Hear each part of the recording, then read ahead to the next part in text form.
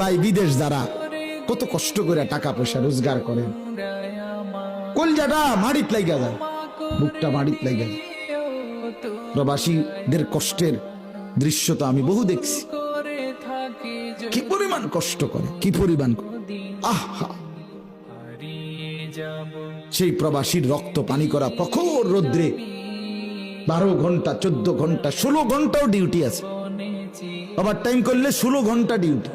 16 ঘন্টা যদি একটা মানুষ ডিউটি করে, 24 ঘন্টার মধ্যে তার আর বিশ্রাম কোথায়?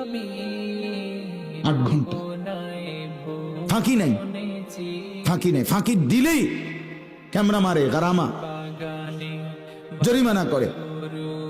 এক সুতা আমি উঠছি মাত্র 5 রিয়ালের ভাড়া, প্রাইভেট কার সৌদি আরবে, সাথে সাথে দেখলাম ক্যামেরা মারলো, হে কইলো হুজুর আমি তো সিট বেল্ট লাগাইছি না। বুঝেন নাই কথাটা? সিট বেল্টটা লাগাইছে না, গাড়িটা ছেড়ে দিছে, সাথে সাথে ক্যামেরা মারছে। পরবর্তী মিনিটেই মোবাইলের মধ্যে কি এসে পড়ছে? গারামা এসে পড়ছে মেসেজ। গারামা মানে জরিমানা, জরিমানা এসে পড়ছে। এত কঠোর কষ্ট করে টাকাটা রোজগার করে, সেই কষ্টের রোজগারের টাকা দেশে সন্তান 2 হাতে মোবাইল টিপা শেষ, সারা দিন রাত পারে না হাতে পায়ে মোবাইল টিপবে। উলঙ্গ ছবি, নাচ গান, জিনা, মজার সাথে কিছু অসভ্য ছেলে পেলে মিলাই দিছে। হ্যাঁ, তার বাপ বিদেশ, আর সমস্যা কি? খা তারে, তার পয়সা শেষ কর, লুটের মাল। অথচ ওই বাচ্চারা কি পরিমাণ কষ্ট করছে সেখানে। বেটিটা বাজারে বাজারে ঘুরতেছে, স্বামী বিদেশ, আর কি টেনশন নাই, খরচ করো যা মন। 12 টাকার মাল 48 টাকা, 50 টাকার মাল 400 টাকা, খালাস।